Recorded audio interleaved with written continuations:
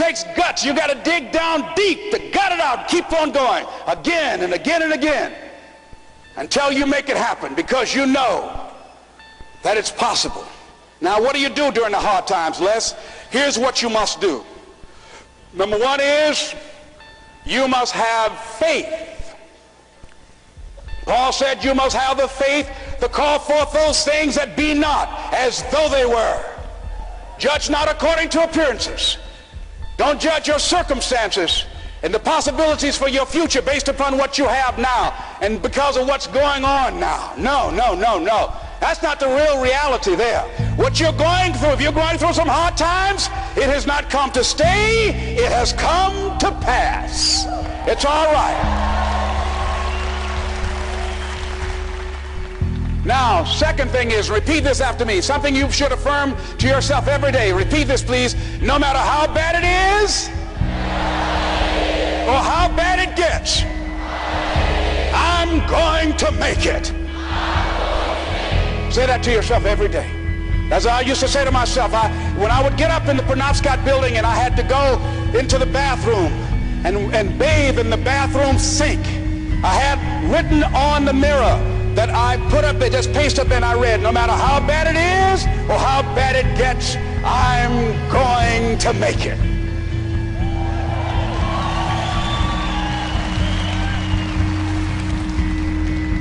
So you got to have faith. You talk to yourself. You say that affirmation. The next step is you must have patience and engage in consistent action. Patience and engage in consistent action. See, everything does not always happen, ladies and gentlemen, when we want it to happen. It doesn't happen quickly. So in that process, they have something in the Far East called the Chinese bamboo tree. The Chinese bamboo tree, every day it has to be watered and fertilized. It's a very hard nut, and it takes 5 years of watering and fertilization every day, according to American Geographics, before it breaks through the ground. At any time, if the watering process and the nurturing and the fertilization process is stopped, the Chinese bamboo tree will die in the ground. Now, once it breaks through in that 5th year, then in 6 weeks it grows 90 feet tall. Now the question is, does it grow 90 feet in 5 years or 6 weeks? The answer is obvious. It takes 5 years. That's how long it took to grow it, to build that foundation, to nurture it, to water it, to build the reputation, to build the credibility, to learn the market, to learn people, to learn yourself, to learn the system, to learn how to do it, to figure it out. That's why you must have patience and engage in consistent action. We live in a world, ladies and gentlemen, where people want instant gratification. They want it right now. They want to be a Dexter Yeager, but they're not willing to pay the price to do what it takes to get up there where Dick Hopper is. Well, Bryant or Judy is. They think it was easy. No. It's simple, but it's not easy. It's a system that if you work the system, it works if you work it. But make no mistake about it, it's hard. You are the determining factor. Here's something else. It's possible you can live your dream. It's necessary that you have goals, that you write them down, that you surround yourself with a support team, that you are creative. It's you that you must take personal responsibility to make it happen. George Bernard Shaw said, the people that make it in this world look around for the circumstances that they want, and if they can't find them, they create them. It's hard. No, easy is not an option. However, ladies and gentlemen, what you will discover is that it's worth it. It's worth it.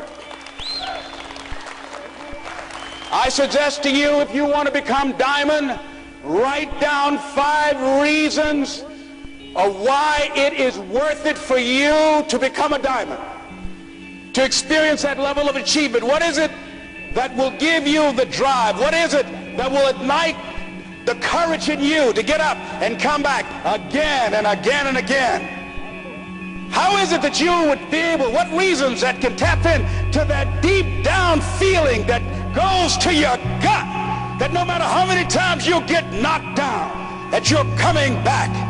What is it? Write it down. Let me tell you something, ladies and gentlemen. You saw that picture up there, the lady, Mrs. Mamie Brown. I'm flying from here tomorrow morning to be with my adopted mother.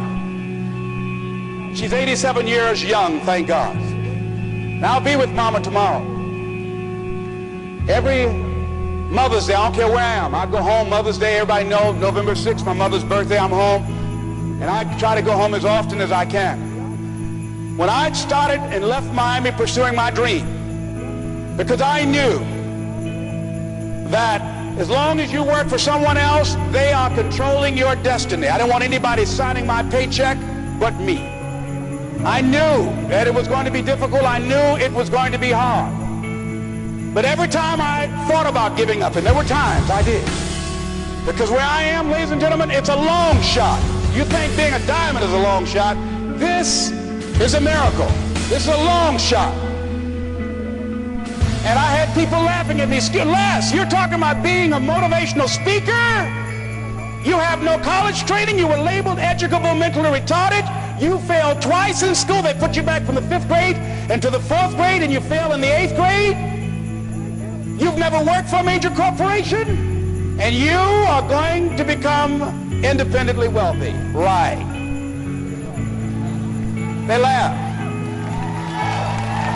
They're going to laugh at you.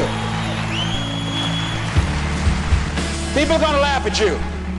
But let me tell you, I believe in revenge like Frank Sinatra. He said the best revenge is massive success.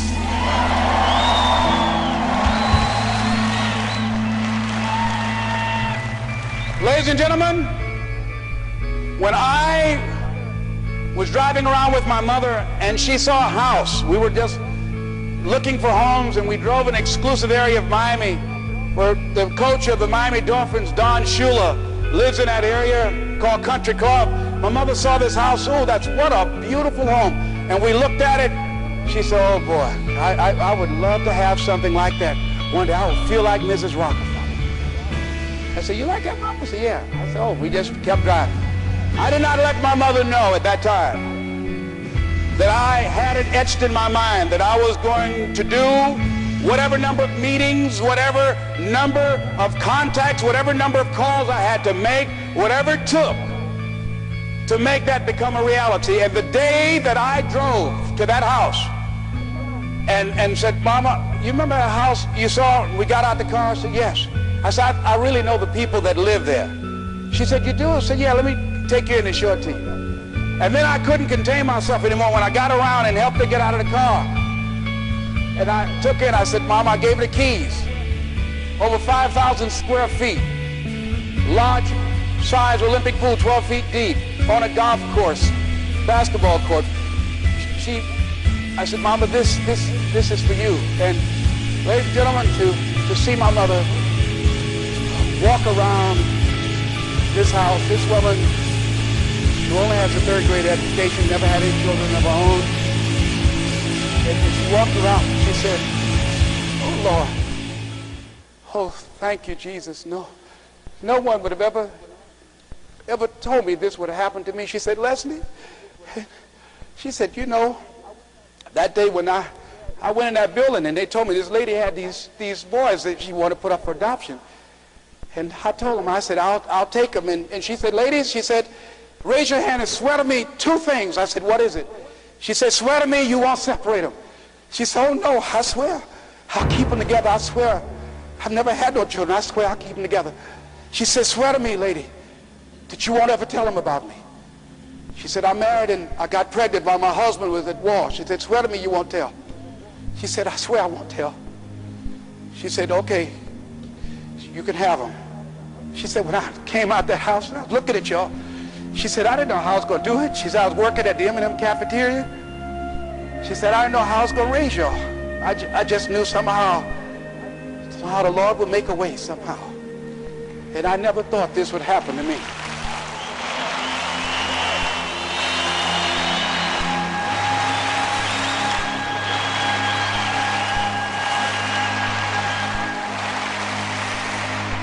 know. And during those moments when it's hard, not only must you have patience and engage in consistent action, but you must turn to a power greater than yourself and just say, Lord, whatever I face today together, you and I can handle it. And I know some way and somehow you'll make a way for me.